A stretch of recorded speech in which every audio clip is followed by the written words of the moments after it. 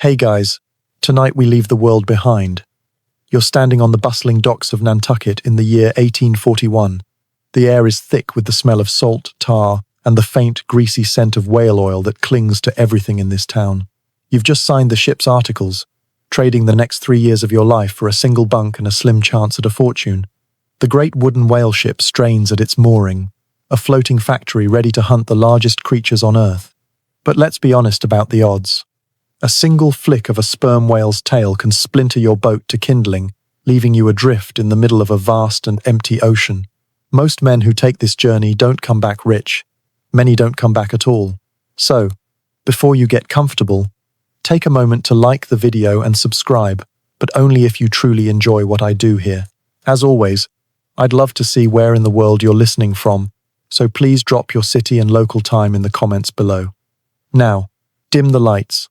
Maybe turn on a fan for that soft background hum, and let's ease into tonight's journey together. Nantucket, August 15th, 1841. The day you sign your life away. You stand before a heavy oak desk in the offices of the ship's owners, a grand brick building that looks out over the bustling harbour.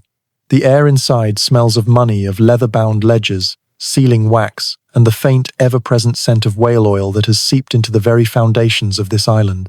The man before you, one of the Quaker owners, is a study in sober prosperity. He does not waste words. He pushes a formidable document across the desk, the ship's articles. This is not a contract for wages. Whaling is a gamble, a voyage, and every man on the ship, from the captain down to the cabin boy, is a shareholder in the enterprise. He points a blunt finger to a line near the bottom of the page. Your lay, your share of the profits, is to be 1/175th. It is a sliver, a tiny fraction of the immense wealth the voyage might bring. But to you, a boy from a poor inland farm, it is a number that glitters with an almost magical promise. The Wanderer is a good ship, the owner says, his voice flat. Captain Pollard is a good man. The rest is in God's hands, and the strength of thy arm. Sign here. You dip the quill in the inkpot. The scratch of the nib on the heavy parchment is the only sound. It feels like the sealing of a fate. With a single, deliberate stroke of your name, you cease to be a boy from the mainland. You are now a whaleman of Nantucket, bound to the ship Wanderer for the next 3 years, or however long it takes to fill her hold with oil. You step back out into the cobblestone streets of the town. Nantucket is a world unto itself. It is an island built on the backs of leviathans, a place of stark and powerful contradictions. The houses are grand, the streets are clean, and the people are shaped by their Quaker faith. Hard-working, plain-speaking, and deeply practical. There is a quiet, sober energy here, a stark contrast to the rowdy, boisterous ports of the mainland. But the most striking thing about Nantucket is the profound absence of men. The town is run by women, strong, capable, and fiercely independent. They are the wives and daughters of the whalemen. With their husbands gone for years at a time, they are the island's merchants, its bankers, its landowners, and the sole rulers of their domestic kingdoms. They are the ones who truly keep the lamps of Nantucket burning, and you see in their faces a mixture of pride, resilience, and a deep, abiding loneliness. As the day of departure arrives, the docks are a scene of quiet, controlled emotion. There are no grand, tearful farewells. The people of Nantucket are accustomed to these long goodbyes. Families stand together. A few final, quiet words are exchanged. You watch your captain, Pollard, say farewell to his wife. A simple clasp of the hands, a long look, a universe of meaning passing between them in silence. You have no one here to see you off. Your farewells were said weeks ago, back at your family farm. You feel a profound sense of isolation, of being utterly untethered from the world. The order is given. The lines are cast off. The great heavy sails are unfurled, and the Wanderer slowly begins to move, pulling away from the dock, away from the life of the land. You stand at the railing, watching the town recede. You see the faces on the dock shrinking, the grand houses turning into small blocks, the famous lighthouse on Brant Point becoming a tiny white spindle. The ship passes the last sandbar, and you feel the first true deep swell of the open Atlantic lift the deck beneath your feet. You stay at the railing for hours, long after the other new green hands have gone below.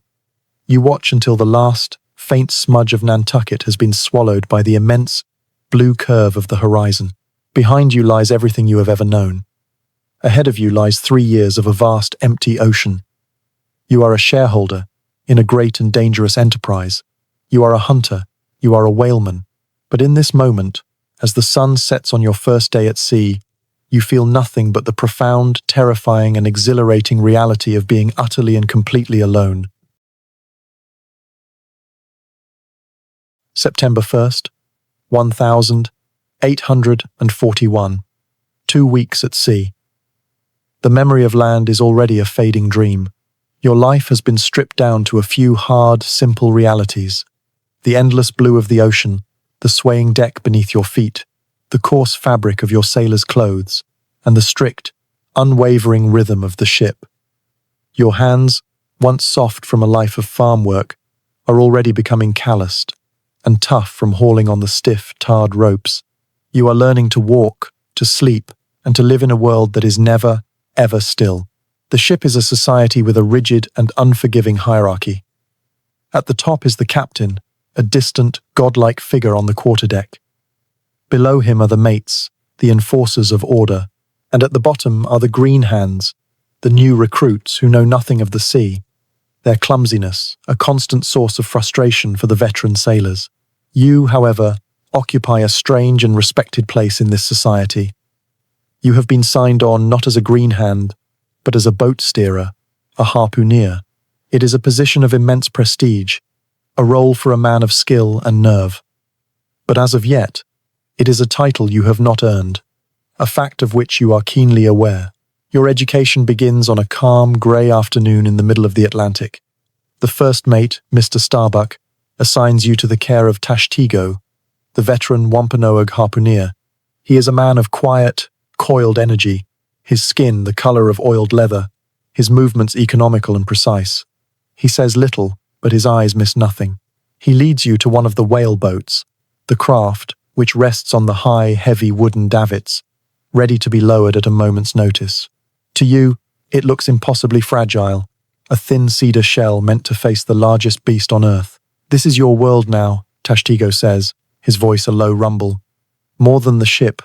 In the hunt, this is all that matters. He begins to introduce you to the tools, and you understand this is not a lesson, but a sacred ritual.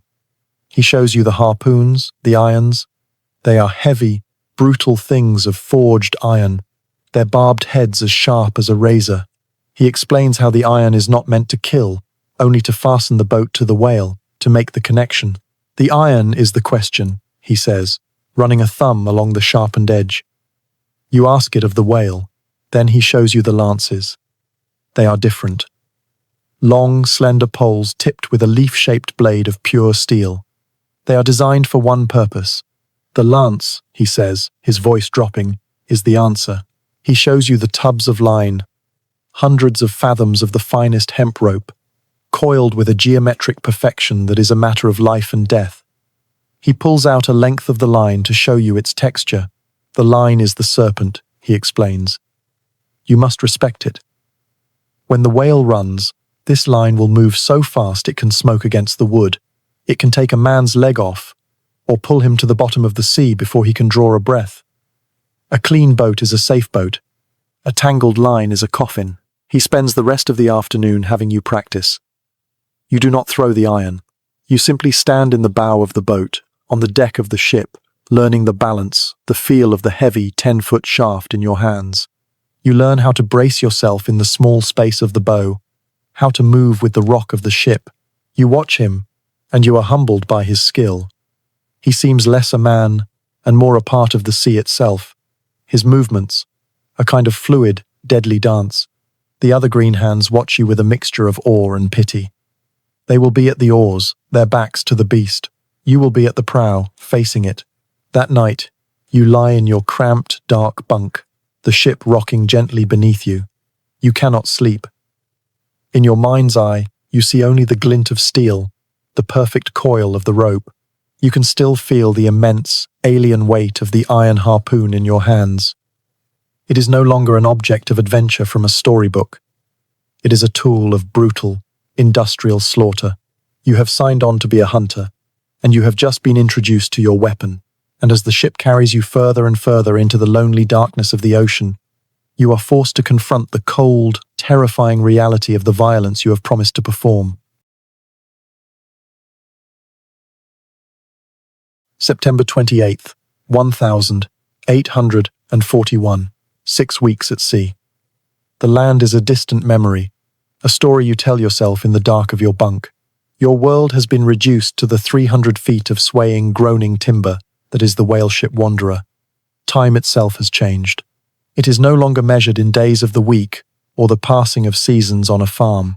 It is measured by the sharp, clear ringing of the ship's bell, a sound that slices the day and the night into a rigid, repeating cycle of 4-hour watches. Your life is now a rhythm, a slow, monotonous, and deeply hypnotic dance of labor and waiting. The initial excitement of the voyage, the raw fear of your new role, all of it has been worn smooth by the endless grinding routine. This, you have come to learn, is the true life of a whaleman, not the dramatic hunt, but the vast, empty ocean of time that surrounds it. Your turn for the masthead watch comes in the cold, pre-dawn darkness. You are shaken awake, and you pull on your oilskins, your movements clumsy in the cramped forecastle. You step out onto a deck that is still wet with night dew, the stars a brilliant, cold canopy above. The climb is a terrifying vertical journey up the ratlines. The rigging is stiff with cold, and the ship sways beneath you, threatening to pluck you from your hold and cast you into the black, churning water below. You finally reach the perch, 100 feet above the deck, a small wooden hoop just large enough for 2 men. From here, the great ship below you looks like a child's toy. The world is a perfect 360-degree circle of dark, empty ocean, and your job is to stare into that emptiness for 2 solid hours, your eyes straining, searching for the single, faint puff of vapor that will signal the presence of a whale. The sun rises, and the grey water turns to a dazzling, blinding blue. The wind is a constant, physical pressure, a low moan in your ears. You are suspended between the infinite sky and the infinite sea, a tiny, solitary consciousness in a world of immense, inhuman scale. The sheer, crushing loneliness of it is a weight you must learn to bear. The lookout beside you, a seasoned veteran, barely speaks. You are both lost in the whaleman's trance, the masthead stare. You practice the call in your mind, the words that will electrify the ship. There she blows. You imagine the spout, the dark shape of the whale's back, the adrenaline of the chase, but the horizon remains stubbornly, maddeningly empty. When your watch is over, you descend back into the world of men, your legs unsteady, your eyes aching from the strain. But the work is not done. The hours between watches are filled with the endless, necessary tasks of keeping the ship alive. You sit on the deck with the other men, your hands raw, pushing a heavy triangular needle through a vast sheet of stiff, unyielding canvas, mending a sail that was torn in a recent squall. The work is slow, methodical, and back-breaking. Other days are spent tarring the rigging. You work with a bucket of hot, pungent pine tar, working the black, sticky substance into the thick hemp ropes to protect them from the corrosive salt of the sea. The smell clings to you for days, a constant, acrid perfume.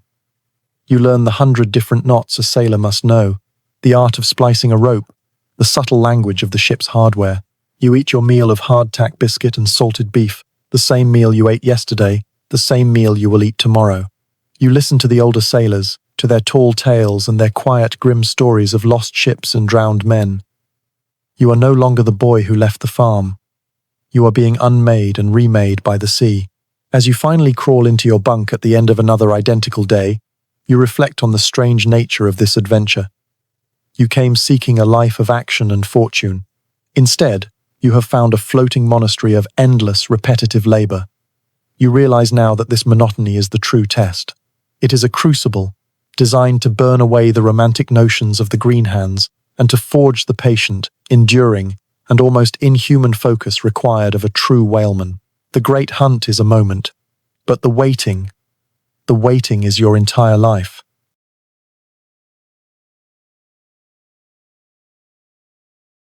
December 20th, 1841. The world has changed. For months, the voyage south through the Atlantic was a slow, hypnotic rhythm of warm winds and rolling blue water. The sun was a familiar companion, the work monotonous but predictable. But now, as the wanderer pushes ever southward, a new world asserts its power. The sky has turned a hard, unforgiving grey. The sea is no longer blue, but a churning, slate-coloured expanse, and the wind carries a new, unfamiliar weapon. A deep, biting, and utterly relentless cold. The veterans on the crew have grown quiet and watchful.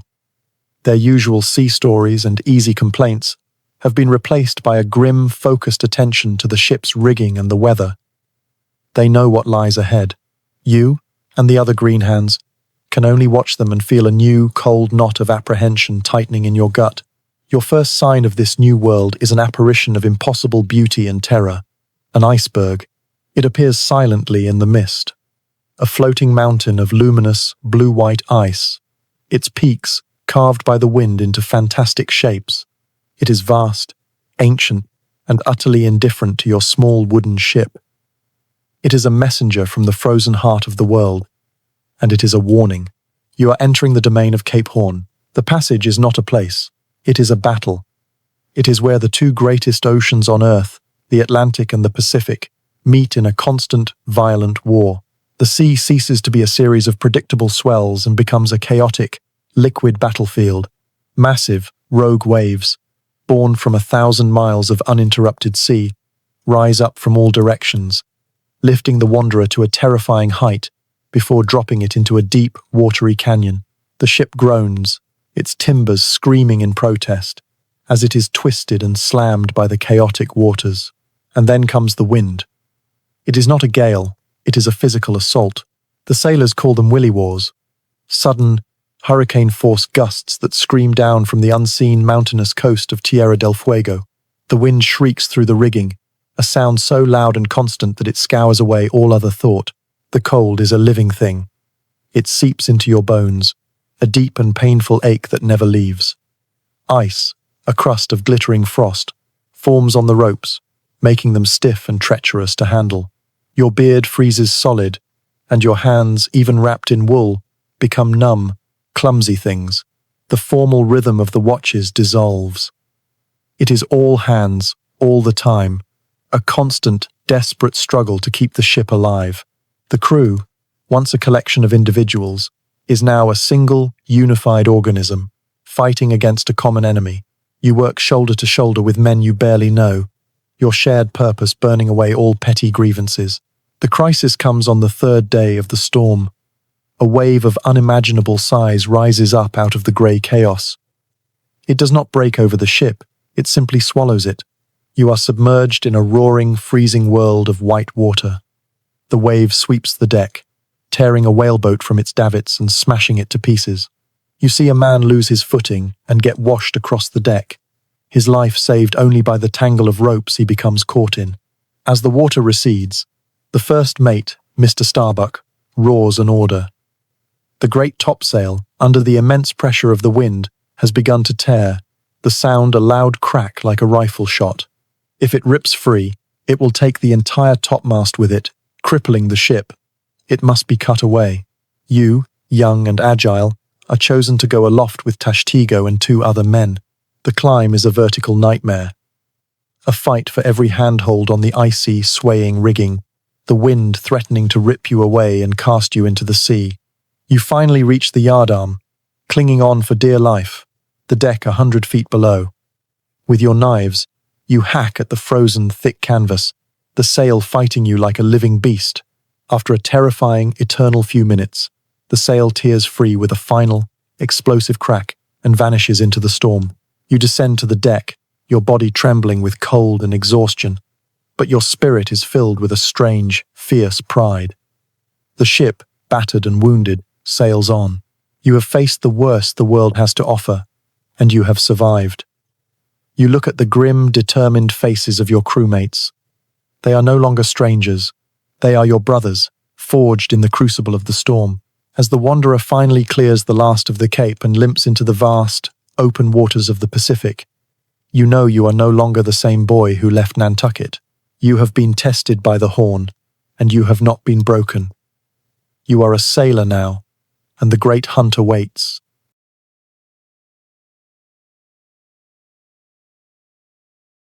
February 10th, 1842, the Pacific. The name is a perfect description. After the violent grey chaos of Cape Horn, this new ocean feels like a different universe. The sea is a vast, calm, and profoundly empty blue. The sky an endless, cloudless dome.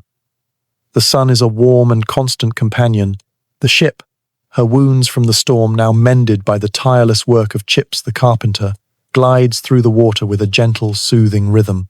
The terror of the horn has been replaced by its old adversary, monotony. Weeks have bled into one another. You have entered the hunting grounds, the famed offshore grounds where the great sperm whales are said to roam. But the ocean remains stubbornly empty. The routine you knew in the Atlantic returns, but it is sharper now, laced with a new, constant anticipation. Every day is the same. Before dawn, you climb to the masthead, your eyes now trained and keen. You spend your 2 hours scanning the horizon, your gaze sweeping back and forth, searching for that one telltale sign. The sun rises, glinting off a million tiny waves, the glare so bright it makes your eyes ache. The ship's bell marks the passing of the watches. You descend, you eat your meal of hardtack and beans, you work on deck, you sleep, and then you do it all again. The entire ship, from the captain down to the cabin boy, is holding its breath, waiting. The call, when it finally comes, is so sudden and unexpected it feels like a physical blow. You are on the deck, mending a line, when a voice from the sky, thin and sharp with adrenaline, pierces the quiet afternoon. There she blows. Ah, blows, a whole pod of them. The effect is instantaneous and electric. The word blows is a spark in a powder keg. The quiet, monotonous ship explodes into a frenzy of controlled, purposeful chaos. Men drop their tools and sprint to their stations. The green hands, their faces a mixture of excitement and stark terror, scramble to their assigned boats. Lower away, Mr. Starbuck roars, his voice cutting through the din. You are no longer a sailor mending a rope. You are a harpooneer. You leap to the railing and slide down a rope into the stern of the first mate's whaleboat as it is lowered, the boat hitting the water with a jarring slap. Your crewmates, 5 oarsmen, and Mr. Starbuck, the boat header, at the stern, are already in their places. You make your way to the bow, your small, dedicated space.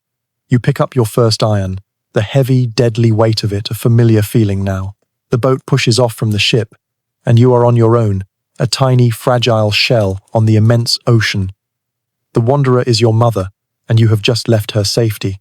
You look around and see the other 2 whaleboats from the ship, also pulling away, all converging on the same distant point. Pull, you devils, Mr. Starbuck hisses, his eyes fixed on the pod of whales nearly a mile distant. Pull till your backs break, a dead whale or a stoveboat. The oarsmen pull with all their might. They are the boat's engine, their bodies straining, their breaths coming in ragged gasps. The boat surges forward, skimming across the waves. You are in the bow, a silent, poised figure. Your job is not to row, but to wait, to watch, to be ready. You can see them now, a pod of great sperm whales, their huge, dark backs rising and falling in the water, their misty spouts glittering in the afternoon sunday. They are magnificent, peaceful, and utterly unaware of the small, deadly predators closing in on them. Mr. Starbuck steers you towards a large bull on the edge of the pod. The chase is a long, arduous, and almost silent affair, broken only by the rhythmic splash of the oars and the first mate's whispered commands. The sun beats down on your back. Sweat drips into your eyes. Your muscles are coiled springs, every nerve ending alive with a mixture of terror and a hunter's thrill. You are closer now. So close you can hear the deep, resonant sigh of the whale as it exhales. You can see the wrinkled, ancient map of its skin. It is a living mountain of flesh, a creature of immense power and grace. Stand up, Nathaniel, Mr. Starbuck whispers, his voice tight with tension. You rise, planting your feet firmly in the bow, the harpoon heavy in your hands. This is it. This is the moment your entire life on this ship has been leading to. You raise the iron high over your shoulder, your target the great dark flank just a few feet away. The whale turns, its massive, intelligent eye seeming to look directly at you. The world narrows to you, the whale, and the 15 feet of open water between you.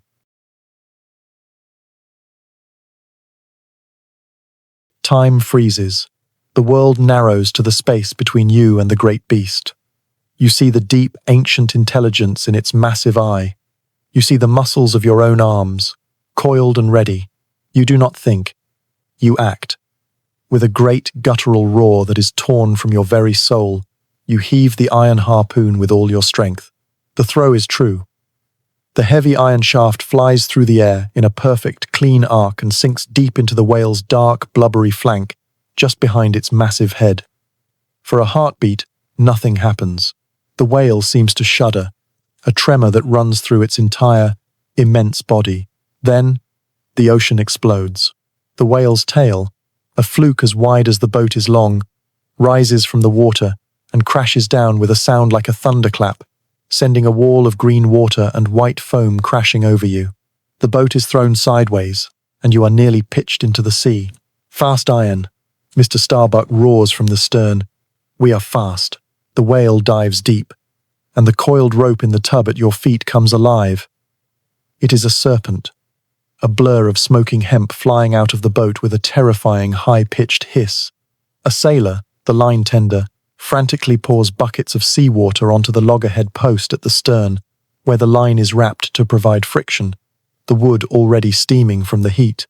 A single, careless loop around an arm or a leg, and a man would be snatched into the sea and down into the abyss before he could even scream. The initial dive ends, and the true ride begins.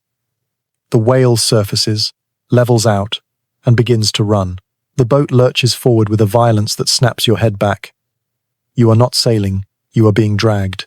This is the famed Nantucket sleigh ride, and it is a thing of pure, terrifying, and exhilarating power. The bow of the boat lifts high out of the water, and you skim across the surface of the ocean at an impossible speed. The sea is a churning white wake behind you, a hissing V-shape that marks your chaotic passage. You have tethered yourself to a living locomotive, and all you can do is hold on. Your role as harpooneer is over for now. You are a passenger on a journey of the whale's choosing. You grip the sides of the boat, your knuckles white, and watch the awesome spectacle unfold. The other whaleboats and the distant motherly shape of the wanderer shrink behind you with astonishing speed. You are alone with the beast. Mr. Starbuck is the master of this chaos. He stands at the stern, a grim, joyous smile on his face, using the long steering oar to keep the boat from being swamped or overturned. The 5 oarsmen are a study in controlled terror, their oars useless now, their only job to shift their weight, to balance the boat as it careens across the waves, following every whim of the creature that is dragging you. The whale is a force of nature. It breaches, throwing its entire 40-ton body into the air, in a display of breathtaking power before crashing back into the sea, sending a shockwave that rocks your boat. It sounds, diving deep, and the line screams out again, pulling the bow of the boat dangerously close to the water's surface. The pressure is immense. The sleigh ride lasts for what feels like an eternity. Your world is reduced to the roar of the water, the shriek of the line, and the straining groans of the boat's cedar planks. The sun beats down on you. Your mouth is dry, your hands are raw from gripping the wood, and every muscle in your body aches from the constant, violent jarring. Slowly, almost imperceptibly, the whale begins to tire. Its runs become shorter. The furious speed lessens to a determined, steady pull. After nearly 2 hours, it slows to a stop, lying on the surface of the water, exhausted, its great sides heaving, its spout now a ragged, misty exhalation of defeat. The sleigh ride is over. A profound, ringing silence descends, broken only by the sound of the whale's breathing and the soft lapping of water against your boat. You and your crewmates are utterly spent, your bodies trembling with adrenaline and exhaustion. You look at the great beast, lying just 50 yards away. The terror and exhilaration of the chase are gone, replaced by a cold, grim sense of purpose. The iron has asked its question. Now, Mr. Starbuck and the lances must provide the answer. February 10th, 1842. The sleigh ride is over. The great beast lies on the surface of the sea, its sides heaving, a mountain of living flesh tethered to your small boat. The exhilarating, chaotic chase has been replaced by a grim, quiet, and intensely focused purpose. The most dangerous part of the hunt is about to begin. Easy now, lads, Mr. Starbuck whispers, his voice low and steady. Pull us in, slow and steady. The oarsmen, their muscles aching, dip their oars into the water and begin to pull the boat closer to the exhausted whale. You are now in the danger zone, the area where a single, convulsive thrash of the whale's tail could kill you all.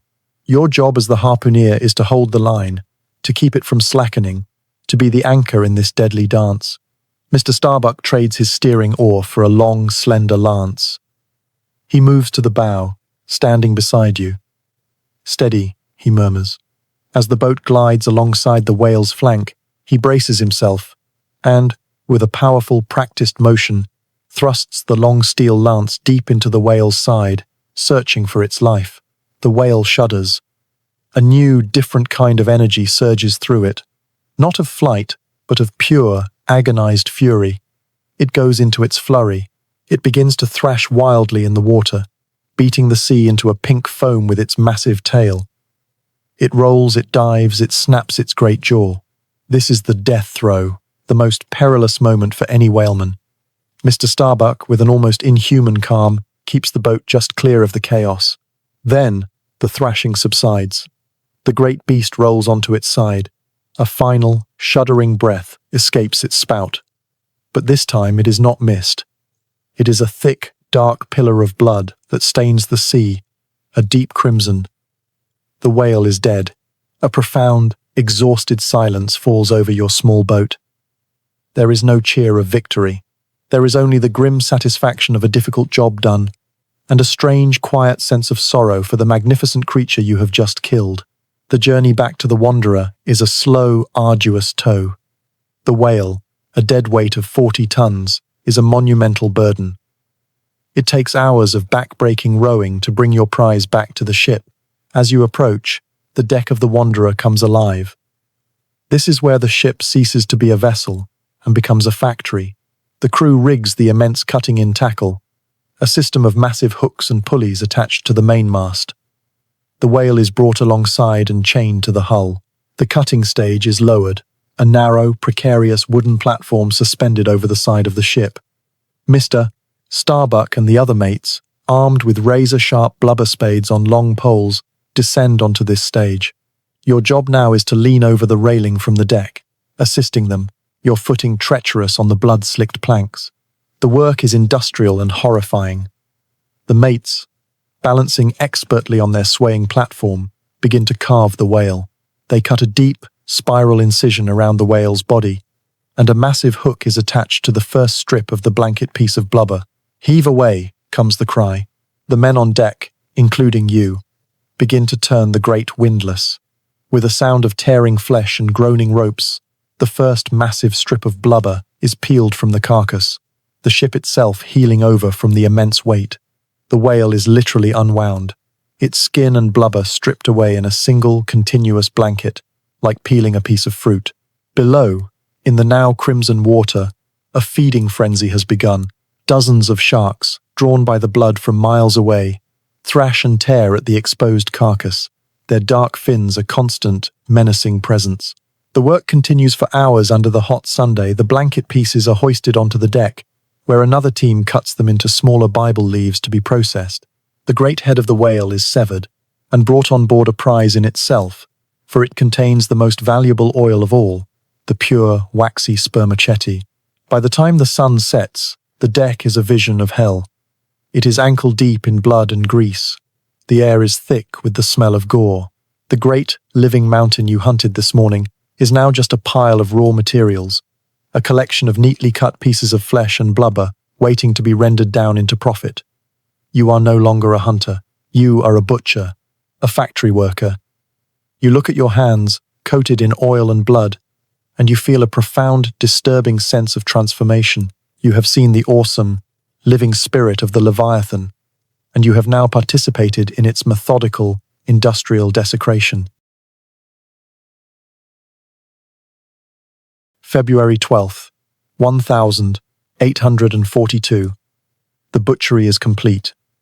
The sharks have claimed the last of the carcass, and the sea around the Wanderer is once again a clean and empty blue. But on deck, the work has just begun. The ship, once a vessel for sailing, has now fully transformed into what it was truly built to be: a floating factory, a greasy, foul-smelling abattoir dedicated to a single, alchemical purpose: turning the flesh of a Leviathan into liquid gold. Your brief, naive pride in the hunt has vanished, replaced by a deep, weary revulsion for the task that now lies before you. The deck is a treacherous landscape of blubber.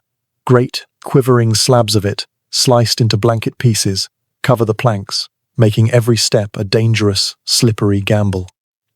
Your world is now ruled by the tryworks.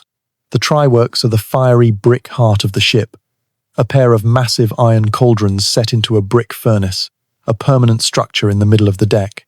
As the sun sets, the order is given to fire them. The first flames, fed by wood, lick at the bottom of the great pots.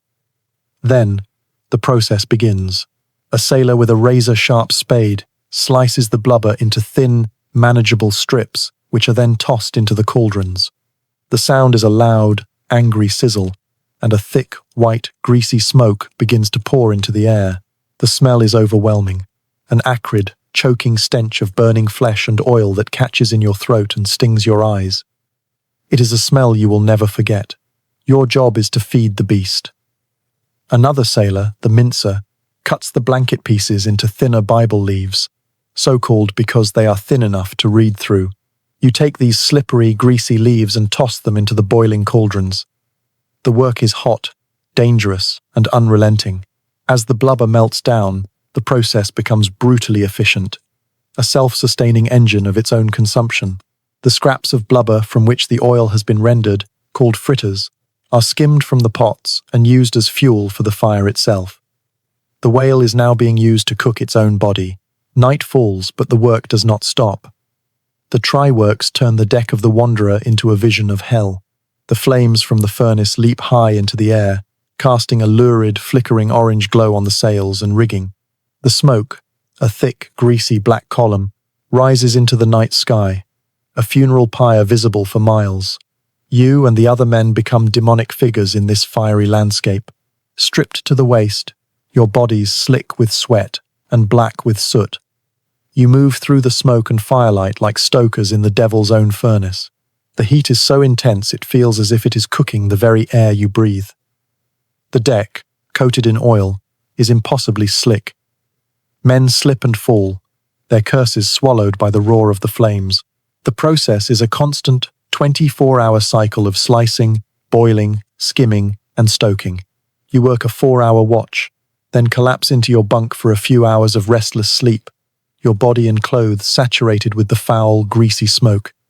You wake, and you work again. Mr. Starbuck oversees it all with a professional, detached eye, ensuring the precious oil is not scorched. Periodically, the pure, clarified oil is ladled from the great cauldrons into a copper cooling tank, and then finally, into the great oak barrels that are the ship's reason for being. On the third night, during your watch, you stand back for a moment, leaning against the railing, your body a single, throbbing ache. You look at the scene before you. The roaring fire, the black smoke, the soot, covered men working like demons in the flickering light. This is the hidden truth of the modern world. The clean, bright light that fills the lamps of parlours in London and Boston, the light that allows men to read and scholars to study, is born here, in this filthy, violent and hellish process. You came to sea seeking adventure, seeking the heroic struggle of man against beast, and you found it. But you have also found this, the grimy, industrial, and deeply unsettling reality of what comes after. You have learned that the world is not lit by magic, but by the rendered flesh of the ocean's greatest kings, and the price of that light is to spend your nights working in the very heart of the darkness.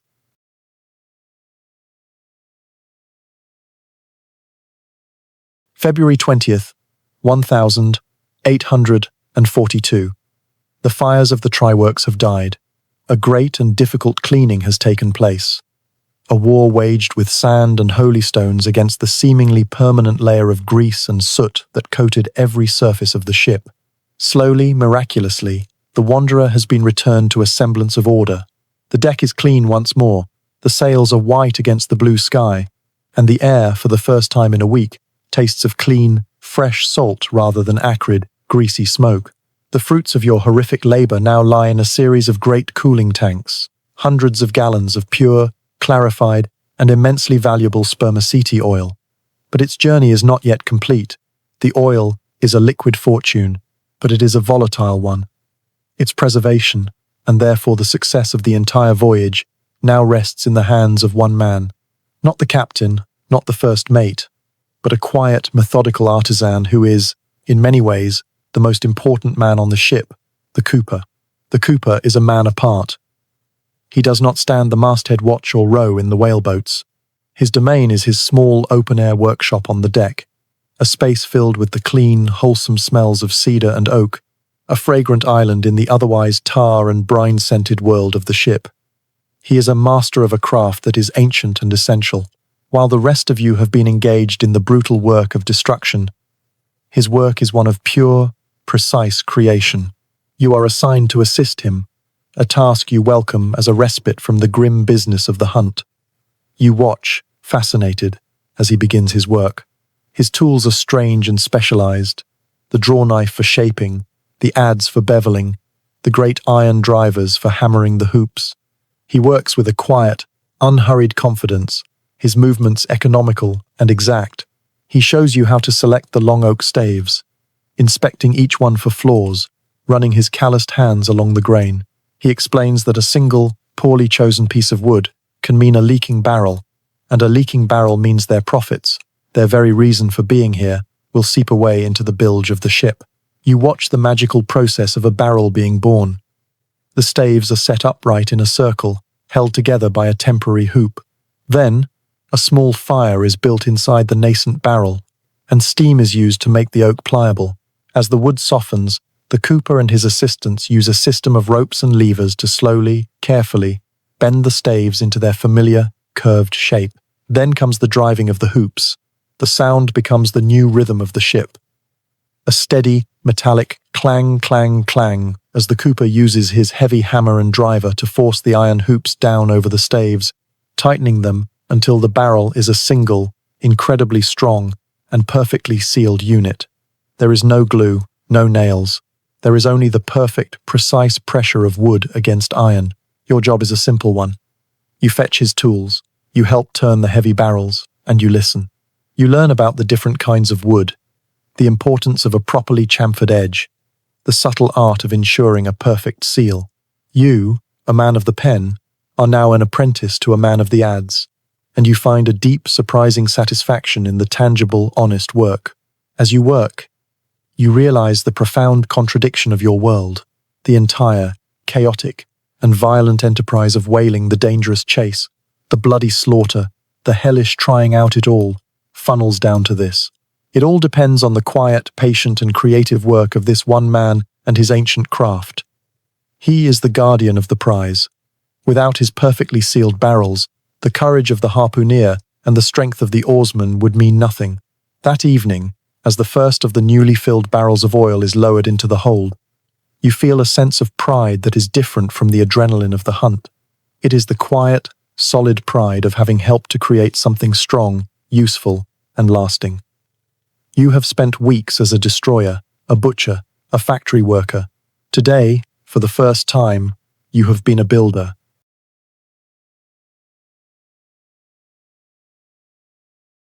March 10th, 1842. The hold is now home to a small fortune in oil, secured in the cooper's magnificent barrels.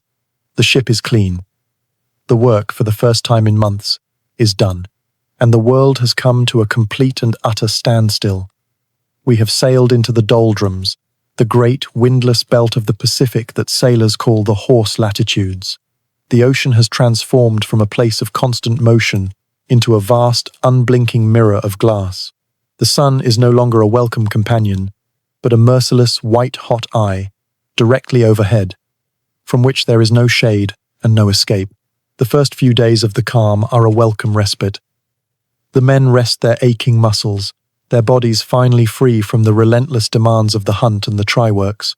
They sleep, they mend their worn clothes, they simply sit in the shade of the sails, which hang limp and useless from the masts. But the rest, after so long a period of brutal labour, quickly curdles into a profound and dangerous boredom.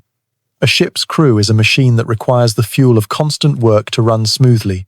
Without it, the gears begin to grind. The heat is oppressive, a thick, wet blanket that smothers all energy and frays every nerve. The ship, once a noisy, purposeful world, falls into a strange, sullen quiet. You watch as the crew's energy, with no productive outlet, turns inward and sours. Men who work together to survive a hurricane now get into venomous, whispering arguments over a misplaced tool or a perceived slight. A game of cards that a month ago would have been a friendly diversion now ends in accusations of cheating and a brief, ugly scuffle on the hot deck. Even the sea itself seems to mock your imprisonment. The water is so clear you can see deep into the blue abyss. Sharks, attracted by the ship's stillness, circle lazily. Their dark, menacing shapes, a constant reminder of the world of sudden violence that lies just beneath the placid surface. The men spend hours listlessly fishing for them, their shouts of excitement upon hooking one a brief, violent interruption in the otherwise crushing silence. Captain Pollard remains a stoic, distant figure, his face unreadable as he studies the brassy, empty sky. But it is Mr. Starbuck who must manage the rising tension. He invents useless tasks to keep the men busy, recoiling ropes that are already perfectly coiled, scrubbing decks that are already clean. The crew performs these tasks with a resentful, sluggish obedience. They know it is just a way to keep them from turning on each other. You find your own ways to combat the oppressive stillness. You spend time with Tashtego, who seems unaffected by the psychological strain. He teaches you how to read the subtle signs of the deep ocean, the different types of birds that signal how far you are from land, the way the clouds on the far horizon can hint at a distant wind. But the days stretch on, each one an identical copy of the last, a timeless purgatory of heat and boredom. The ship is a prison, and the sun is its warden. You stand your watch at the masthead, but your task feels like a mockery. The horizon is a perfect, shimmering line that never changes. The ocean is a vast, empty plate of molten silver.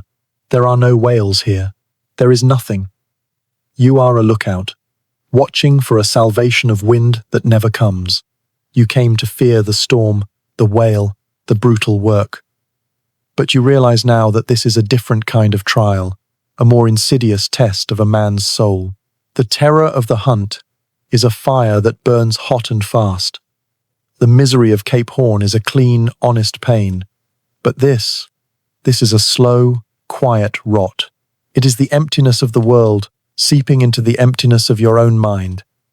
You begin to understand that a man can be broken not just by violence or hardship, in a world that is completely still.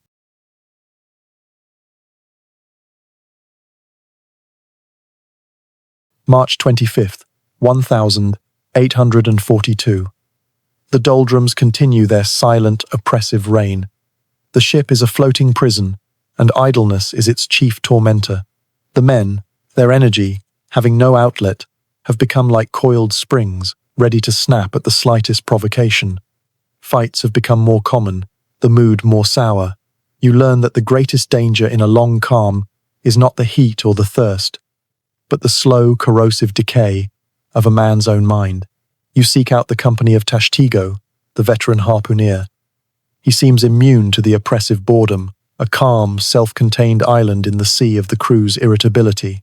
You find him sitting in the shade of the mainsail, a large, polished sperm whale tooth in one hand and a simple, sharp-tipped jackknife in the other. He is utterly absorbed, his hands moving with a slow, deliberate grace. He is practicing the whaleman's unique and solitary art, scrimshaw. You watch, fascinated, as he uses the point of his knife to scratch a series of impossibly fine, delicate lines into the hard, ivory-like surface of the tooth. He is not carving in a rush. Each line is a slow, patient, and deeply considered act. After an hour of this meticulous work, he takes a bit of tobacco mixed with soot from the try-works and rubs it into the lines, wiping away the excess. An image appears on the tooth, as if by magic, a perfect, detailed rendering of the wanderer herself, her sails full, her whaleboats lowered. The waiting is the hardest part of this life, he says to you, without looking up. A man must find a way to make the time his own, or the sea will swallow it. He sees the curiosity in your eyes. He reaches into a canvas bag and pulls out a smaller, smoother tooth, along with a sharpened sail needle. There is a story in every man's hands, he says, offering them to you. Show me yours. And so, your education in the whaleman's art begins. The first attempts are clumsy, frustrating. The surface of the tooth is slick and unforgiving. Your lines are shaky. Your hand, accustomed to the raw power of the harpoon, struggles to make the small, precise movements required. But you persist. The sheer, focused concentration the work demands is a powerful medicine against the crushing boredom. Your world shrinks to the small white canvas of the whale's tooth. The endless, empty ocean vanishes. The simmering tensions of the crew fade away. There is only you, the needle, and the slow, satisfying scratch of the line you are carving. As you work, the other men gather, their own projects in hand. The deck becomes a quiet, informal workshop. Men who are brutes in a whale hunt are transformed into patient, focused artists. They carve intricate scenes of the chase, portraits of the sweethearts they left behind in Nantucket, and elaborate, geometric patterns. They are not just killing time. They are creating something permanent, a tangible piece of beauty to bring back from this ugly, brutal business. The work is accompanied by stories. In the quiet of the afternoon, with only the gentle creak of the ship as a backdrop, the men begin to talk. They tell stories of their past voyages, of monstrous whales and ghost ships, of strange ports and foolish green hands. Tashtego, in his low, quiet voice, tells you a story from his own people. A Wampanoag legend of a great white bird that taught men how to read the stars. That evening, as the sun sets, you hold your first finished piece of scrimshaw in your hand. It is a crude, clumsy thing, a simple carving of a seabird, but it is yours. You made it. You have taken a piece of the great beast you slaughtered, a tooth from the jaw that could have crushed you, and you have transformed it into a small, delicate thing of beauty. You look around at the other men, each lost in his own small act of creation, and you understand the profound contradiction of their lives. These are men whose hands are stained with blood and grease, whose work is the epitome of violent destruction. And yet, in the great, empty spaces of their lives, they are driven to create. They fill the silence with stories and they fill their hands with art. You realize that scrimshaw is more than a hobby.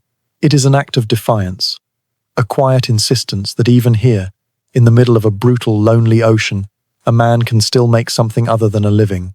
He can make a soul.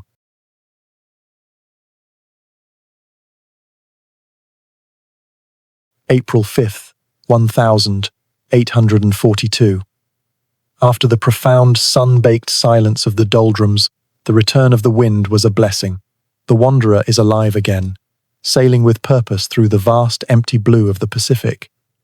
The crew, having survived the psychological trial of the long calm, is more cohesive, more seasoned, but the isolation remains a constant, heavy presence.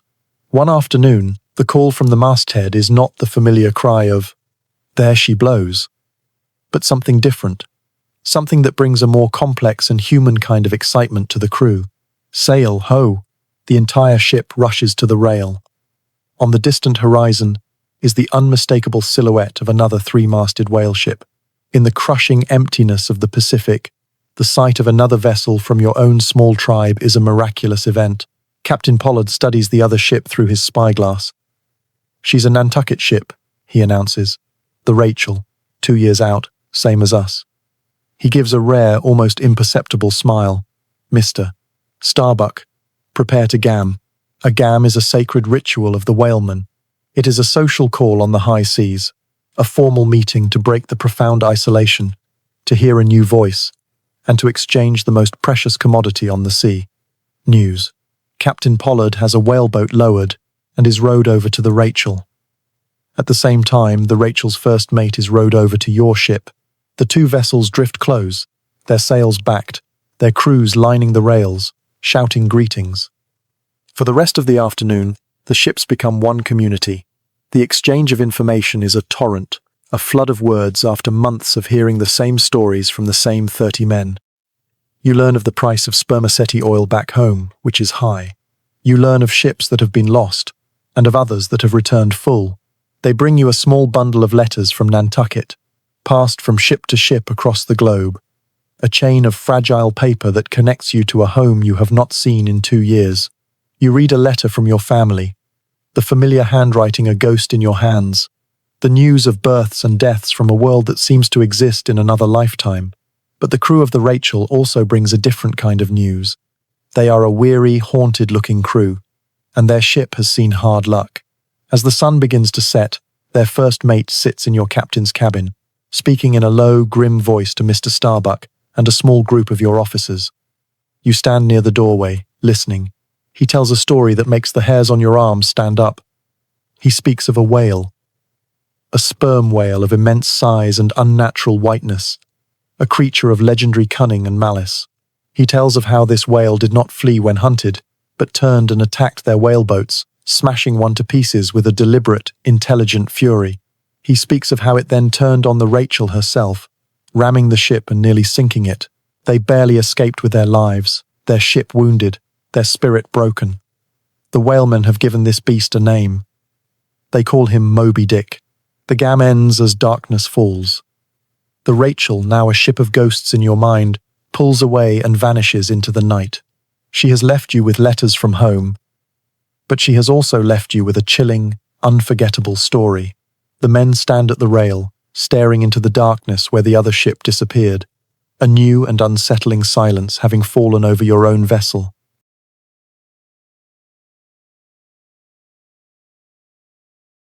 The Rachel is gone, but the story she left behind remains. It settles into the consciousness of the wanderer like a drop of black ink on a clean sail, a stain that spreads and deepens with every passing hour. The name Moby Dick is repeated in hushed, superstitious whispers in the dark confines of the forecastle during the long, quiet night watches. The story told by the Rachel's mate is no longer just one story, it becomes 100. It is a seed, and it has found fertile ground in the minds of a crew steeped in the solitude and superstitions of the sea. The legend begins to grow, fed by the sailors' own fears and by the fragmented tales they have collected from a dozen other gams, in a dozen other oceans. You listen as the veteran sailors, sitting in the dim, smoky light of the forecastle's whale oil lamp, piece together a horrifying mosaic. They become the keepers of a new, dark saga. One man, an old sailor from the Azores, swears he heard a tale in a tavern in Peru of a white whale that was not one creature, but a spirit, a ghost that could appear in multiple places at once, leading ships into uncharted, dangerous waters or into the paths of typhoons. Another sailor, who once served on a British whaler, tells a story he heard of how the white whale was immortal, that he had been struck by a dozen irons from a dozen ships, yet none could hold him. He claimed the whale's white hide was as tough as forged steel, and that harpoons would simply bounce off it. But the most chilling stories are the ones that speak not of the whale's strength, but of its deliberate, calculating intelligence. They speak of how it would seem to flee, only to turn and ambush the whaleboats from below. They tell of it targeting not the boats, but the line tubs, knowing that a tangled line meant death for the crew. Tashtigo, who has been unusually quiet since the gam, finally speaks one night. He does not speak of ghosts, but of something older. He tells of a Wampanoag story of a great spirit of the sea, a creature of pure rage that was the physical embodiment of the ocean's own anger, a being that would hunt the hunters. The men debate the stories endlessly. The green hands are openly terrified, their romantic vision of whaling replaced by a primal fear. Mr. Starbuck, ever the pragmatist, dismisses the supernatural talk. He is a whale, he states flatly, a large, old and clever one. But he is just flesh and blood. He can be killed. Yet, even in his practical eyes, you see a new, watchful wariness. You lie in your bunk, the ship creaking around you, and you find yourself staring into the darkness, imagining a great, white, scarred head rising from the depths. The story has transformed the object of your profession. A whale was once a calculation of risk and reward, a source of oil. But this whale, Moby Dick, is something else entirely. He is no longer an animal, he is an idea.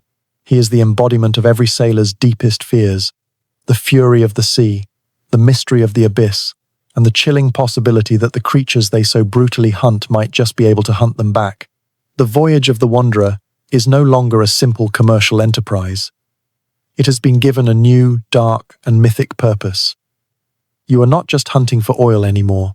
You are now sailing in the shadow of a legend.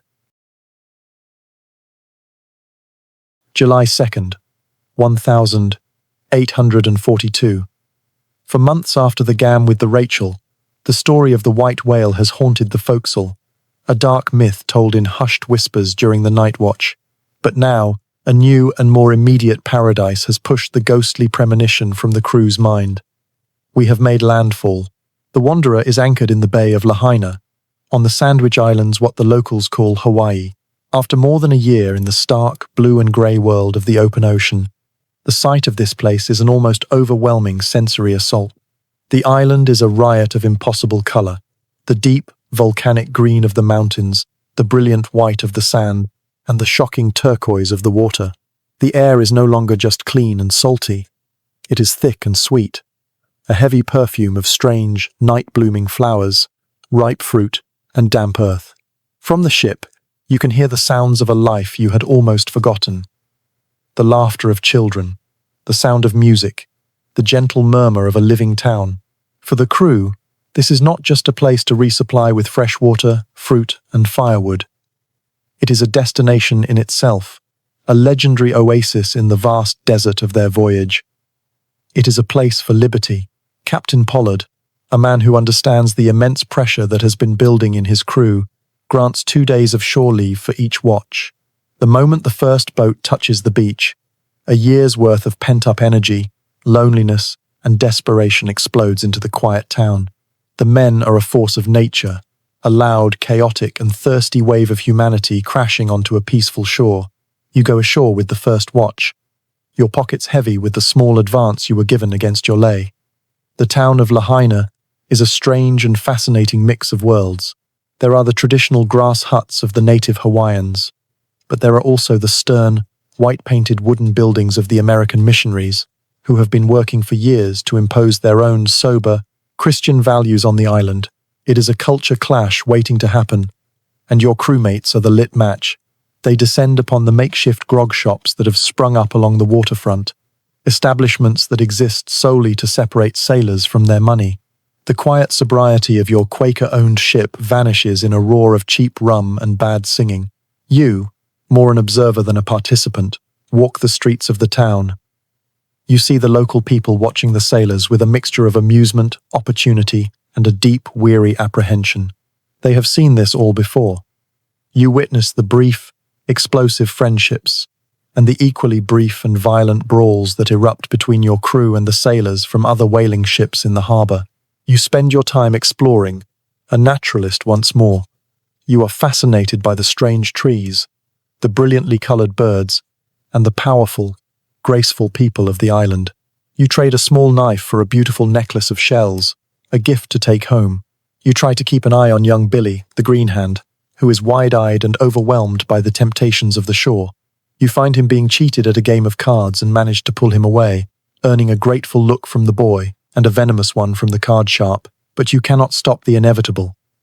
The liberty is a fever that must run its course. Men who have been your disciplined, hard-working shipmates for months are transformed into loud, drunken fools, stumbling through the streets, squandering their future earnings on a few hours of fleeting, hollow pleasure. On the evening of the second day, as you are rowed back to the Wanderer, the scene is one of carnage and regret. One of your crewmates is being carried to the boat, unconscious from drink. Another is nursing a broken hand from a fight. 2 men are missing entirely, having deserted, choosing the uncertain life of a beachcomber on a tropical island over a return to the iron discipline of the ship. You climb the rope ladder back onto the familiar, orderly deck of the Wanderer. The ship is quiet, a stark contrast to the chaotic sounds of the town still drifting across the water. You look back at the lights of Lahaina, at the beautiful island that your crew has treated not as a paradise, but as a place to be consumed. You realize that after so long at sea, the men have forgotten how to live on land. Their liberty is just a different kind of prison, a frantic, desperate cycle of indulgence and regret. And as the ship prepares to sail back into the clean, empty, and honest world of the sea, you feel a strange and surprising sense of relief. You are going home. September 10th, 1842. The memory of Lahaina, with its sweet, heavy scents and chaotic energy, has faded into the blue distance. The ship is back to its true self, a self-contained, lonely world of work and water. The two deserters have been forgotten, their shares of the profits quietly absorbed by the rest of the crew. The hunt has resumed. We are cruising the remote Japan grounds, a vast, empty expanse of the Pacific known for its great, old bull sperm whales. For weeks, the hunt is frustrating. You lower the boats and give chase, only to lose the whales in sudden squalls or have them sound, diving too deep to be followed. But then, on a calm grey morning, you strike a great old bull whale. It is a solitary creature, its head scarred with the marks of giant squid tentacles from battles in the deep. The fight is long and brutal, but in the end, the whale is theirs. The process of cutting in and trying out begins again, the familiar, greasy, and bloody work of the floating factory. It is during the final, messiest part of this process that the miracle happens. One of the most prized parts of a sperm whale is the case, a great cavity in its massive head that is filled with the purest, most valuable form of oil, spermaceti. It is a dangerous and claustrophobic job to retrieve it. A man is lowered by a rope into a hole cut in the whale's head, where he must bail out the liquid treasure bucket by bucket. A young sailor is performing this task, his body half submerged in the oily, cavernous space. Suddenly his bucket strikes something hard, something that is not bone or soft tissue.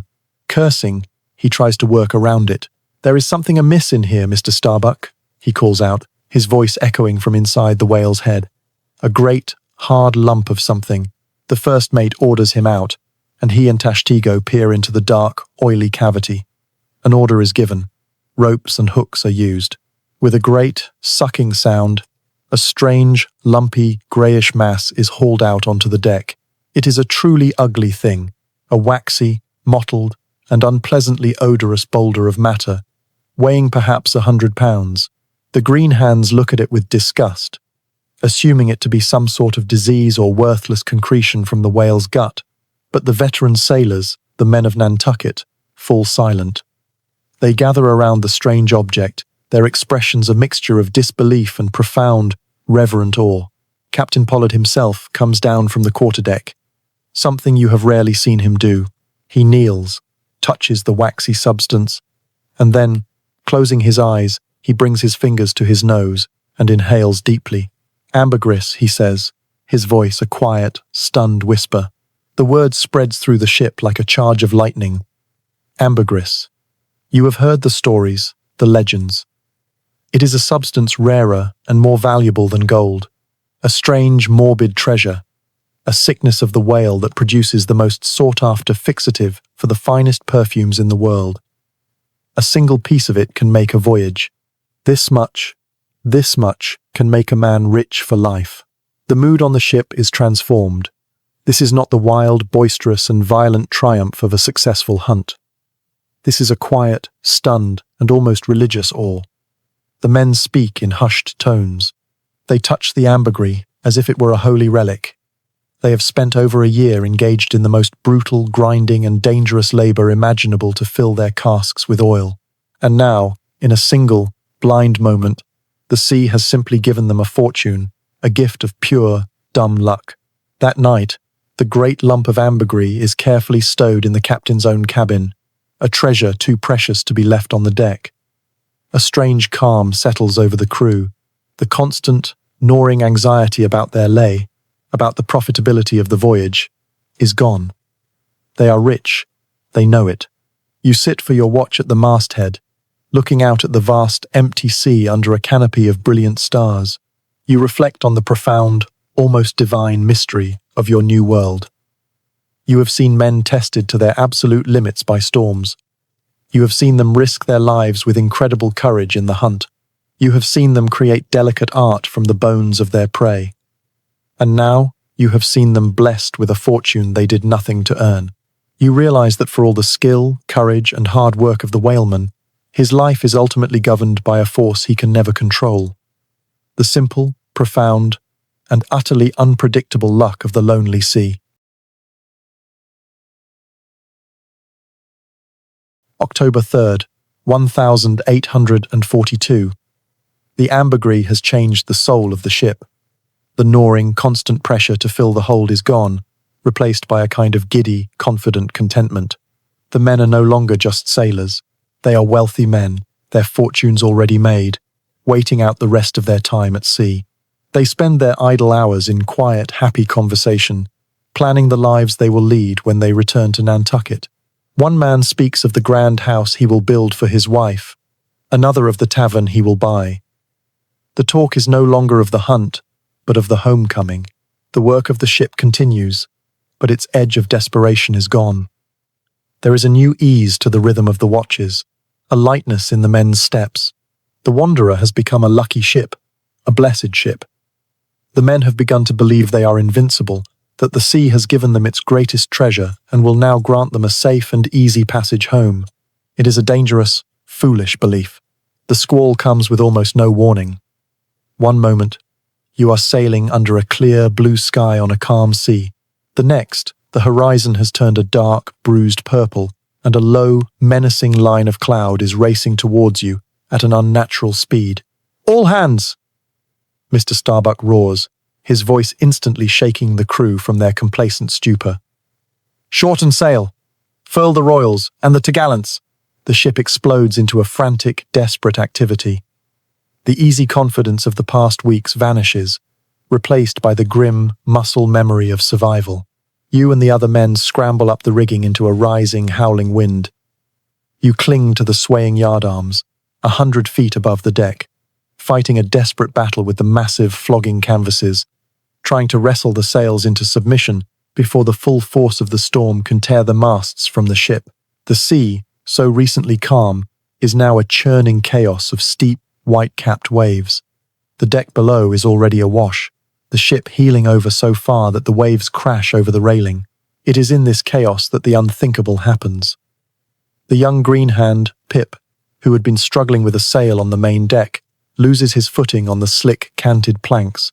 A wave, larger than the others, crashes over the side, a solid wall of green water. It catches the boy, lifts him, and pulls him into the sea. It happens so fast it is almost impossible to process. One moment he is there, a part of your world. The next, he is gone. Man overboard. The cry is the most terrifying sound a sailor can hear, a desperate scream against the roar of the wind. All work stops. Every eye scans the churning water, searching for the tiny dark speck of a human head. Captain Pollard, his face a mask of stone, barks an order to launch a whaleboat, a near-suicidal act in such a sea. But it is the code. You do not abandon a man. You are part of the boat's crew, your oar a useless stick against the immense power of the waves. The boat is thrown about like a piece of driftwood. You are constantly bailing, the freezing water pouring in over the sides. You scan the waves, your eyes stinging from the salt spray, until you see him. A small dark head, visible for a moment on the crest of a wave, then gone. You row with a strength you did not know you possessed, a frantic, desperate race against time. But the sea is too big, the boy too small. You lose sight of him, find him again, then lose him for good. After an hour of fruitless searching, with the storm still raging and the boat threatening to swamp, a grim-faced Mr. Starbuck gives the order to return to the ship. That night, the squall passes as quickly as it came, leaving behind a calm, moonlit sea and a profound, aching silence on the ship. A man is gone. His bunk is empty. His share of the ambergris, the great fortune that he was planning just yesterday, will be divided among the rest of the crew. It is a grim, unwelcome addition to your own wealth. You stand your watch, looking out at the beautiful, terrible, and utterly indifferent ocean. The crew's brief, happy dream of wealth and invincibility is over. The sea has reminded them of a brutal and absolute truth. Their lives, their fortunes, their hopes, all of it is a fragile, temporary thing that can be extinguished in a single, careless moment. You look at the vast, empty water where a boy's life just vanished, and you understand that the most dangerous enemy on this voyage was never the great whale, but the quiet, ever-present, and inescapable power of the sea itself. November 5th, 1842. The ghost of the lost boy, Pip, now haunts the ship more profoundly than any tale of a white whale. His empty bunk in the forecastle is a constant, silent reproach. The miraculous fortune of the ambergris now feels tainted, a treasure that could not buy a young man's life back from the sea. The giddy, careless mood is gone, replaced by a sober, weary professionalism. The men work with a quiet, grim efficiency, their eyes constantly scanning the weather, their movements now ingrained with a deep and abiding respect for the ocean's sudden violence. The voyage has entered its final, somber chapter. You are now more than 2 years out from Nantucket. 2 years. The concept is so immense it is almost meaningless. You are a different man. The boy who left the farm is a distant stranger to you now. Your face is tanned to the color of dark leather. Your hands are a landscape of scars and calluses, and your eyes carry the steady, far-seeing gaze of a man who has spent thousands of hours staring at an empty horizon. The ship itself is weary. The wanderer is a veteran. Her sails a patchwork of repairs, her timbers groaning with the fatigue of 100 storms, her decks permanently stained with the smoke and oil of a dozen hunts. She is a floating testament to the brutal work she has accomplished. The final hunt is a routine, almost melancholy affair. A small pod of sperm whales is spotted. The boats are lowered with a practiced, joyless efficiency. The chase is short, the kill is clean.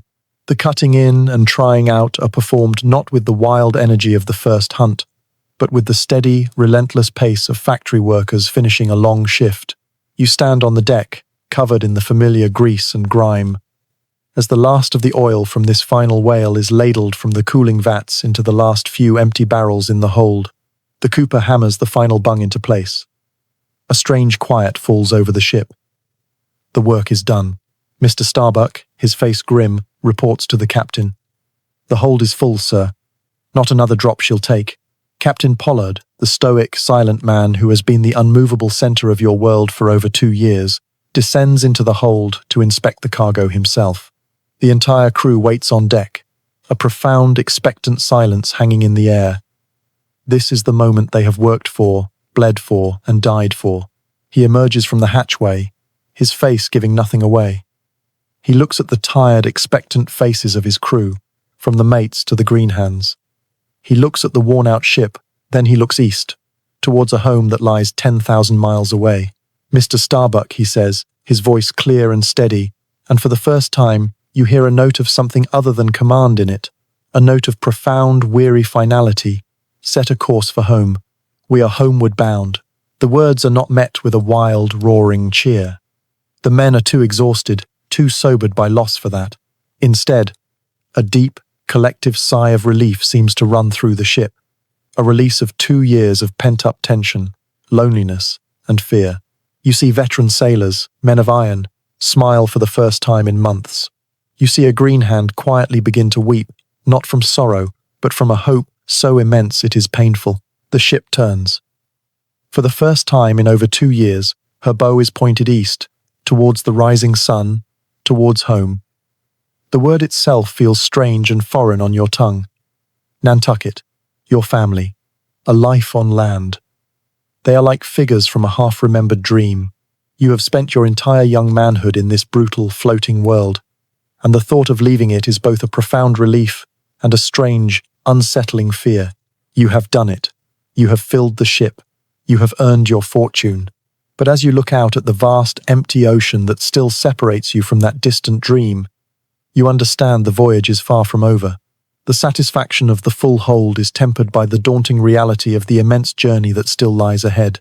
You have won your prize, but now you must carry it home through the same dangerous world that has already claimed one of your own. January 10th, 1843, homeward bound. The words have become a prayer, a mantra chanted in the quiet of the long night watches. For 2 months, the wanderer has sailed steadily east, a faithful beast carrying her precious cargo and her weary crew back towards the world of men. The mood on board is one of quiet, bone-deep anticipation. The men spend their time not in boisterous celebration, but in careful calculations of their lays, in dreaming of the homes and families they have not seen in nearly 3 years. The horrors of the hunt and the ghosts of the fallen have been packed away, replaced by the simple, powerful pull of home. You have rounded the horn for a second and final time, the passage mercifully calmer than your first. A small blessing from a sea that seems to have finally given up its fight.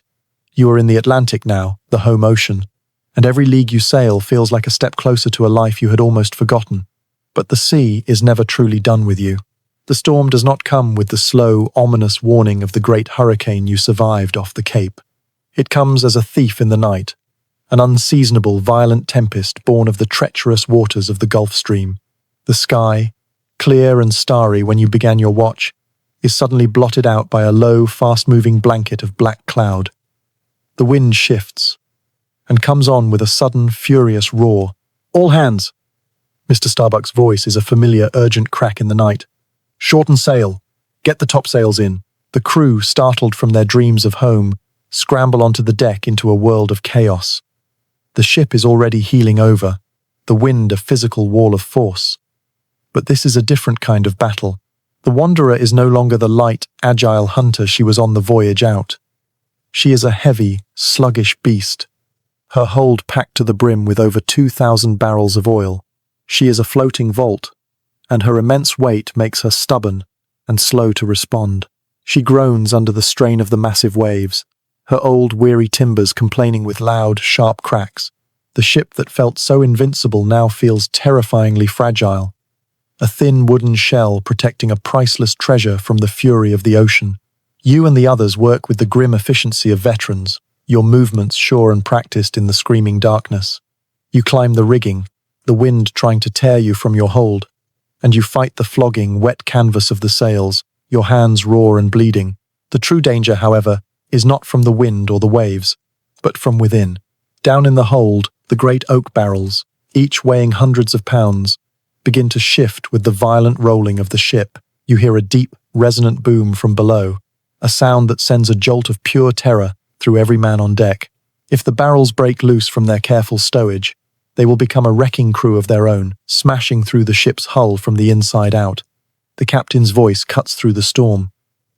"Mr. Starbuck, take a team below. Secure that cargo before it sends us all to the bottom. You are part of the team chosen to descend into the hold." The air below is a dark, suffocating space, filled with the stench of bilge water and the sweet, cloying smell of whale oil. By the light of a single shielded lantern, you see the terrifying reality. Several of the great barrels have come loose and are rolling with the ship, smashing against the other casks with the force of battering rams. The work is the most dangerous you have ever done. In the pitching, rolling darkness, you and the other men must wrestle these massive, oil-slicked barrels back into place, using ropes and wooden wedges to secure them while trying not to be crushed. A barrel breaks free, and you leap aside just as it smashes into the spot where you were standing, the wood of the ship's inner hull groaning in protest. For hours you fight this battle in the dark, a desperate struggle to contain the very prize you spent years acquiring. Finally, the last wedge is driven into place. The cargo is secure. You emerge onto the deck, bruised, exhausted, and covered in stinking oil, to find that the worst of the storm has passed. The wind is lessening, the sea calming. You stand at the rail, watching the grey dawn break over a calmer, wounded ocean. You have won. Again. The ship is safe, the oil is secure, but the easy, optimistic dream of homecoming is gone, washed away by the storm. You look at the tired, grim faces of your shipmates, and you see the same knowledge reflected in their eyes. The sea does not care that you are homeward bound. It does not care for your hopes or your fortune. It will try to kill you all the same, right up until the final blessed moment your anchor finds the solid ground of Nantucket Harbor. The voyage is not over until it is truly over. February 5th, 1843. The final leg. The ship, scarred and patched from the last great storm, sails steadily northeast through the familiar, cold, grey waters of the Atlantic. You are on the home stretch, a few weeks from Nantucket. A strange, dreamlike quiet has settled over the crew. The work is done. The dangers, it seems, are past. The men move through their routines with a gentle, almost reverent patience. Their thoughts are already on shore, their minds filled with the faces of wives and children they have not seen in 3 long years. The brutal, violent world of the hunt feels like a distant lifetime ago, and the legend of the white whale has faded into a fantastic story to be told by the fireside. The call from the masthead comes on a calm, misty morning. It is not the sharp, professional cry of, "There she blows." It is a single, choked, and almost fearful word from the lookout. Breaching, the entire crew gathers at the rail. And you see it, not a quarter mile from the ship. A creature of impossible size and power erupts from the sea, throwing its entire, immense body into the air. But it is the color that stops your breath. It is not the familiar dark gray or black of a sperm whale. It is a brilliant, startling, and unnatural white, the color of old bone or sea foam. It hangs in the air for a timeless, magnificent moment before crashing back into the sea with a sound that is less a splash and more a deep, resonant boom, like a distant cannon. It is him, the white whale, Moby Dick. A profound, deathly silence falls over the ship. No one shouts to lower the boats. No one reaches for an iron. The men simply stare, their faces a mixture of pure, primal awe and a deep, superstitious dread. This is not a prize. This is not a collection of oil barrels waiting to be filled. This is a legend made flesh, risen from the depths to inspect them on their final passage home. The great whale surfaces again, closer to the ship this time. It does not flee. It seems to be observing you with a calm, ancient intelligence. You can see now the details the men of the Rachel described with such terror. Its massive, wrinkled head is a roadmap of old scars, a testament to 100 battles. Its jaw is slightly crooked, giving it a permanent, sneering grin. And most hauntingly, you can see them clearly. The shattered, rusted shafts of old harpoons, still embedded deep in its back, broken trophies from other ships, other crews, that dared to challenge it and failed. The whale swims a slow, majestic circle around the wanderer. It is so close you can hear the deep, powerful sigh of its breath as it spouts a misty plume into the grey air. It is a sound that seems to speak of an ancient and unknowable consciousness. The men around you are frozen, their identities as hunters stripped away. They are simply witnesses. You see young green hands making signs to ward off evil, and veteran sailors simply shaking their heads in disbelief. You look to Captain Pollard. His hand is gripping the ship's rail so tightly his knuckles are white. His face is a mask of intense, internal conflict. You can see the lifetime of a Nantucket whaleman, the instinct of the hunt, warring with the cautious prudence of a Quaker captain who has a full ship and is almost home. To hunt this beast would be the crowning glory of any whaleman's career, a story to be told for 100 years. It would be a triumph over the very demon that haunts their trade. But it would also be an act of supreme, perhaps suicidal, arrogance. The hold is full. Their mission is complete. To attack now would not be for profit, but for pride. The great whale completes its circle. It fixes one of its deep, intelligent eyes on your ship for a long, final moment. It seems to be looking directly at your captain, a silent challenge between 2 old kings of the sea. Captain Pollard does not move. He does not give the order. He simply holds the whale's gaze, an unspoken acknowledgement passing between them. And then, with a final, almost dismissive flick of its massive scarred tail, the white whale sounds, diving deep into the grey, cold water. It does not leap. It simply vanishes, melting into the depths, leaving nothing behind but an unsettling, swirling calm on the surface of the water. It is gone. The crew lets out a collective breath they did not know they were holding. The spell is broken. That night, as you write in your log, you try to describe what you have seen, but the words feel small and inadequate. You have spent 3 years hunting whales, reducing these great creatures to a simple calculation of risk and profit. You have seen them as a commodity, a resource to be harvested. But the creature you saw today was different. It was not a resource. It was a power, a living piece of the ocean's mystery, a force that defied the simple, industrial logic of your trade. Captain Pollard's decision not to hunt it was the most profound act of seamanship you have witnessed this entire voyage. It was not an act of fear, but an act of humility. You realize that for all the oil you have gathered, and all the knowledge you have gained, there are things in this world that are not meant to be conquered or recorded in a ledger. They are simply meant to be witnessed with a profound and humbling awe. March 1st, 1843. The encounter with the white whale was the sea's final profound statement. In the weeks that have followed, the ocean has been calm, the winds fair, as if the great spirit of the deep, having shown you its power, has now granted you safe passage. The mood on the ship is one of quiet, almost dreamlike anticipation. The men move through their duties with a new gentleness. They speak of home not as a distant, impossible dream, but as a certainty, a place that is pulling them closer with every league they sail. You are in the Gulf Stream now. The water a different, deeper blue, the air warmer. The ship feels alive with a new energy. And then, it happens. You are on the morning watch, staring out at the familiar, empty horizon when you notice it. A change in the wind. For 3 years, the wind has carried only one scent. The clean, sharp, sterile smell of salt and the open ocean. But this wind is different. It carries a new fragrance, something so faint you at first believe you are imagining it. It is the smell of damp earth, of pine needles, of wood smoke, of living soil. It is the scent of land. A quiet, choked cry escapes your lips. Land smell, you whisper. The word is picked up by the man next to you and passed across the deck.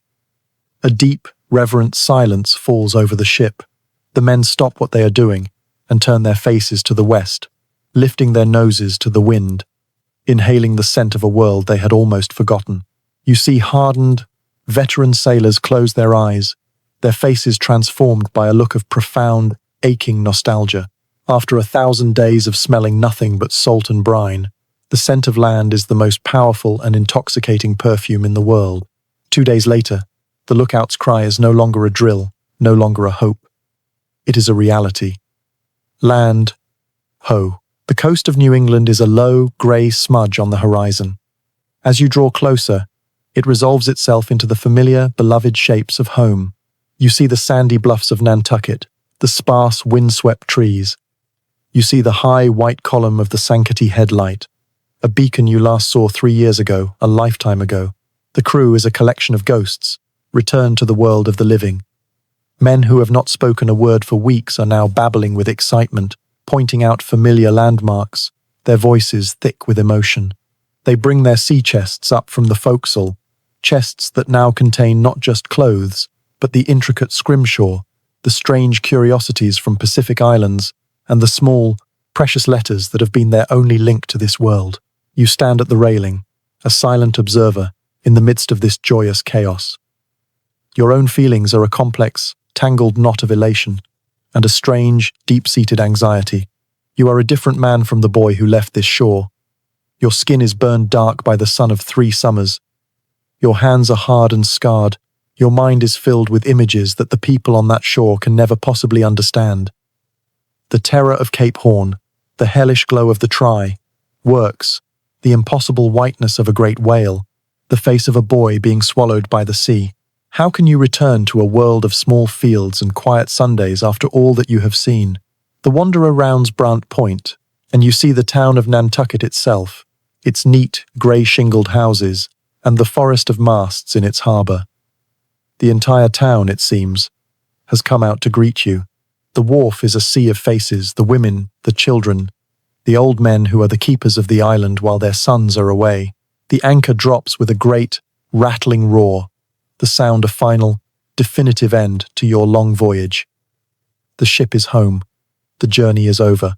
You look at the faces on the shore, searching for a sign of the world you left behind. The boy who signed the articles in the Quaker owner's office 3 years ago is gone forever, lost somewhere in the vast, lonely ocean. You are the man who has returned in his place. You are a whaleman. You are a survivor. And as you prepare to step ashore, you are filled with a profound and terrifying question. In a world you no longer recognize, what does it mean to finally be home? March 5th, 1843, Nantucket. The world of solid ground feels strange, treacherous. After 3 years of living on a constantly moving deck, the unyielding stillness of the earth makes you feel dizzy, as if the land itself is swaying like a ship at anchor. The sounds of the town are a chaotic symphony that overwhelms your senses. The clatter of carriage wheels on cobblestones, the ringing of a blacksmith's hammer, the chatter and laughter of people who have not spent their lives in a world of wind and water. You walk through the familiar streets of your home port, but you are a stranger here. You see men in clean, fashionable clothes, and feel the rough, salt-stiffened wool of your own sea-worn jacket. You hear the townspeople speak of local politics, of harvests and new buildings, and you have nothing to say. Your own stories are of a different, wilder world, stories that cannot be told in a polite parlour. A week after your return, you are summoned one last time to the same grand brick building where your journey began.